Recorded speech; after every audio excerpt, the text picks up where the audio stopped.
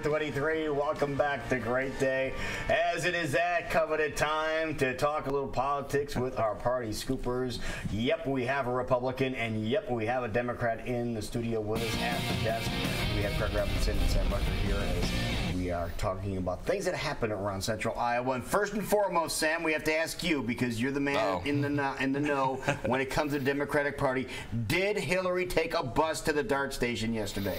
I have no idea.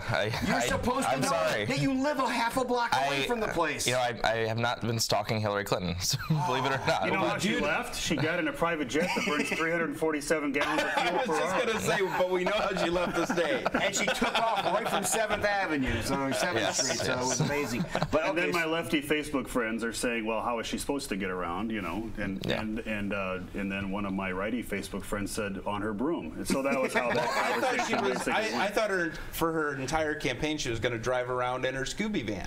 Well, I heard that she was going to jump in that yesterday, too. And whether or not it actually happened, we don't know. But so that was the big talk around here. I'll keep an eye on her transportation next time. I'm sorry. It would have been perfect because she could have the doors could have opened on the bus. She could have stepped off the bus, and then everybody would have shut up. Here's my point. Don't give a climate change talk and then hop on a private jet. I don't care if she travels by private jet. I mean, politicians essentially have to do that. But don't. Then I'm done. Well, yeah, I mean, so she was in town to kind of announce her climate proposal, which is basically an aggressive push towards more solar panels and also getting us to... Yeah, she wanted a lot of them, didn't she? Right, 500,000 solar panels within the first 10 years of her presidency, I think, and then the ultimate goal is to have half of the nation's energy provided by non-carbon-based sources, so solar, wind, nuclear even, by, she said nuke. That's 2030. Okay, yeah, good. So that's what she was in town for, and it's kind of an interesting debate because it's kind of brought up climate issues on the Democratic side now, because she has not really taken a position on the Keystone XL pipeline, which obviously for a lot of liberals, it's a very big issue for them. Martin O'Malley has been more aggressive. He's out there saying, we need to reject this and move to cleaner fuels than this tar sands oil. So it's kind of really ignited this as an issue in the Democratic field right now. Okay, so you think her visit yesterday was a success? I think so. I mean, the purpose was to put this proposal out. I mean, she's gotten by far the most attention for having a climate proposal than any other candidate. I think, Martin O'Malley and Bernie Sanders, they've probably been talking about it more. But as far as media coverage and attention to it, she's blown it out of the water. But what frustrates me is that, it's one of these cases where I think the politicians lag reality.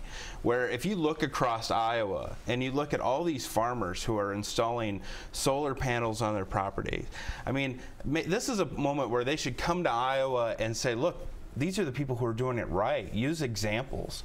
And because I look at, when these farmers are building huge machine sheds, they're putting solar panels on them, on the top of them. And so, there's places like in Washington County that's had a pretty aggressive build out of solar infrastructure, and it's partly in result to an incentive program from power companies and some government incentives. And look, I think it's working, and I think we're incentivizing it. And instead of kind of preaching that we need more, I mean, let's actually acknowledge that there are farmers in the state who are and other people who are taking the lead on their own and doing it because it's a smart decision for them to make. Yeah, absolutely, man. I think that's why she was at DART, because they do power some of that building with solar energy. Yeah. When O'Malley was here a few weeks ago, he toured DMAX Wind Turbine Center, where they train people to work on wind turbines and keep them up in the state. So, but yeah, I think that's a great point. There are lots of great examples of real people in Iowa who are doing this because it makes financial sense for them. So. Right. But speaking about lagging in reality, Donald Trump's still at the top of the poll over on your side of the fence. So even no matter what's spouting out of your mouth, as long as it's making some waves, you're going to be at the top of the polls right now. Donald Trump has taught Republican candidates a lesson. Now, will they listen to it? I don't know. But it's the worst thing I think you can do in politics is blink or back off. And Donald Trump has shown by example now. It's like, the media is going to get outraged because you said something about John McCain.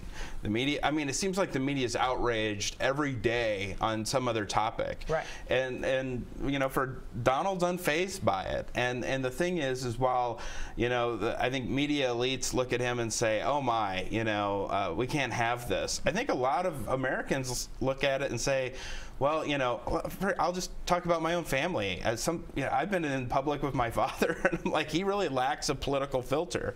And so, many fathers do. And so when Donald Trump, you know, talks, there's a lot of people that say he sounds just like me. And so I think that, you know, it's an interesting thing. But in politics, I think we become overly cautious. And we see this on a number of different issues with a number of different candidates. And so in a way, Donald Trump's been refreshing because he just kind of gets up there, says what's on his mind, than this political calculated, you know, speech that is, you know, that's overly cautious. I was listening to another one of your Republican mouthpieces the other night.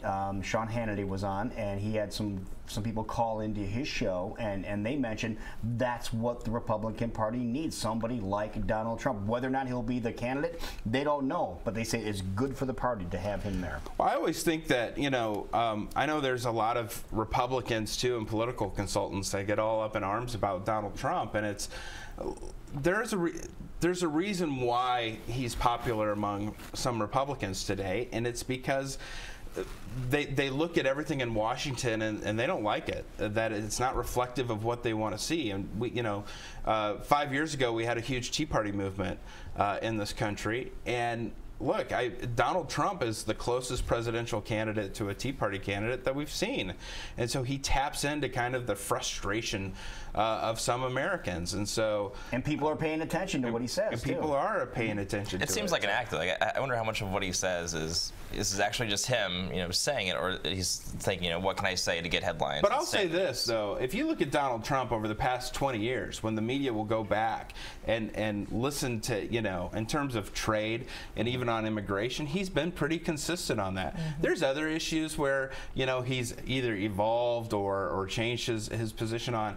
But I think if, you know, someone showed an old Oprah clip from like 20 years ago, and it's remarkably similar to what he's saying today. And so, I mean, I actually think there's some consistency to his message. And again, I have an article out today on the IowaRepublican.com that says, you know, careful here. You know, don't think, you know, you're fooling yourself if you don't think this guy could win.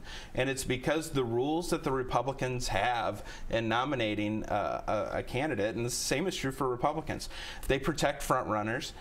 They value money, the ability to raise it or to have it, and name ID. And so Donald Trump has all three of those in spades. And so he's a real challenge, I think, to the political establishment in the Republican Party. Which is definitely going to affect the debates, which are, what, a week away now, the first national debate? It's going to be great. 2 Saturdays ago, Donald Trump, in 9 seconds, totally, you know, took over Bob Vander Plaats's event, which was supposed to be entirely on social issues. Right. In 9 seconds, that's all they're talking about. So I'm pretty sure that Donald Trump, I think he could do it non-verbally. I think just him sitting in the center of the stage being, you know, I mean, he's not going to hide any of his disgust if someone says something he disagrees with. I don't even think he has to open his mouth to be the story of this debate. So pull his hair out.